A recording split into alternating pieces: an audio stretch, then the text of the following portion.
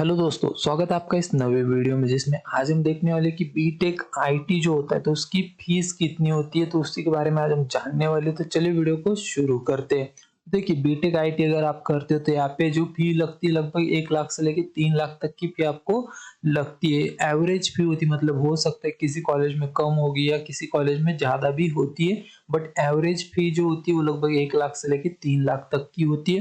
फिर इसमें आपको स्कॉलरशिप वगैरह आपकी कैटेगरी के हिसाब से मिल जाती है, तो वहाँ पे कोई दिक्कत नहीं आती है। और इसके बारे में और भी कोई जानकारी चाहिए होगी तो आप मुझे कमेंट में पूछ सकते हो या फिर आप मुझे इंस्टाग्राम पे भी डीएम कर सकते हो।